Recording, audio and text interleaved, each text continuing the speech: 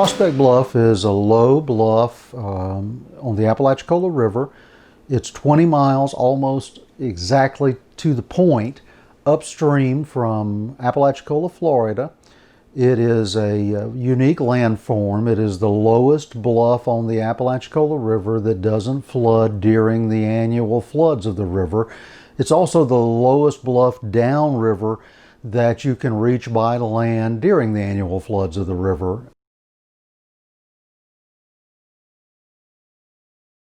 The fort at Prospect Bluff is known to most people as Fort Gadsden, but that was actually a later fort built on the same site.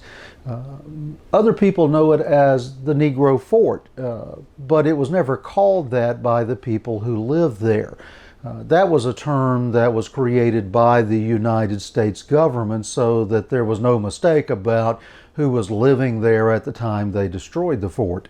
The fort at Prospect Bluff was built by the British in 1814 as a rallying point for the Red Stick Creeks, who were first at war against the white faction of their own nation and then later against the United States in the Creek War of 1813-1814.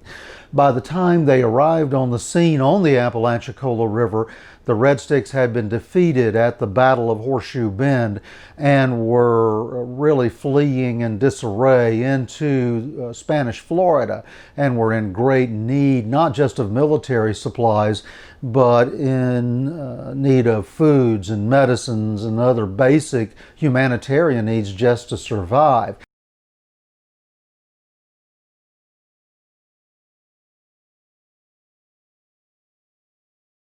It's a cliche, but to the victors go the spoils, and they say the winners write the history. Well, that's true.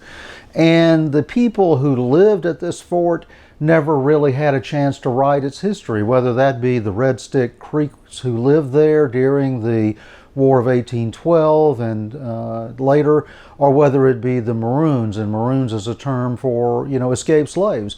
They never had a chance to write their history during the time that they lived there. But the U.S. Army officers and the politicians of the early 19th century, they had a chance to write the history, and they wrote the history they wanted it to be written. And as a result, the history of this site has been very one-sided through time.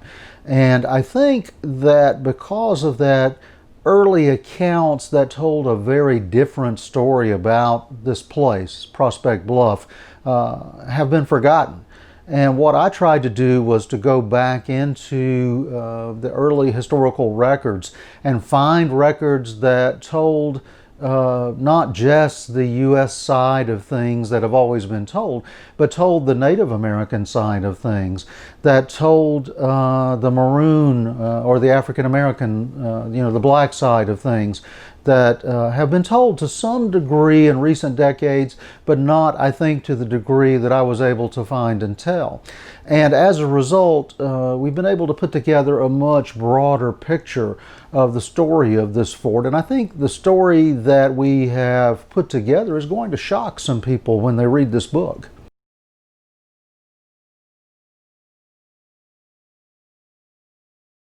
Even today, people like to make out that these defenders of the fort at Prospect Bluff were not well trained, that they didn't know what they were doing. That's hogwash. The British trained them very well. They were very determined fighters. They knew what they were doing.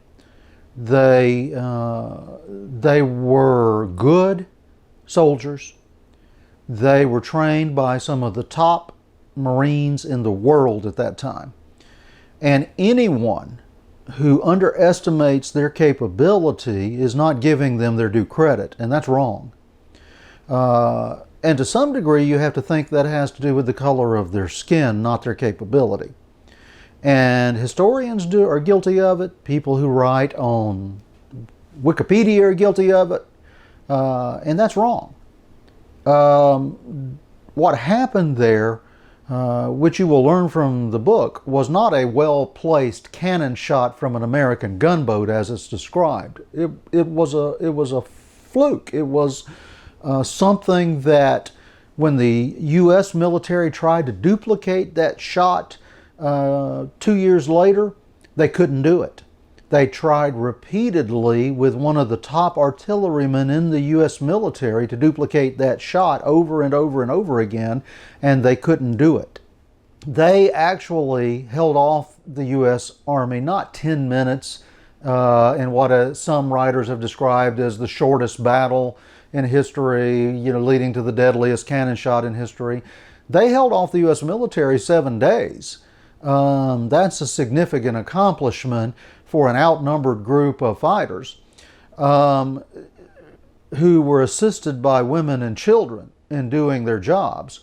But I think people who have a preconceived notion that the fort was not well defended, or that it was poorly constructed, or that the U.S. Navy was just so well trained and that the cannon was so well fired, the cannon fire was so well directed, if that's the preconceived notion that you go into reading this book with, you're in for a surprise.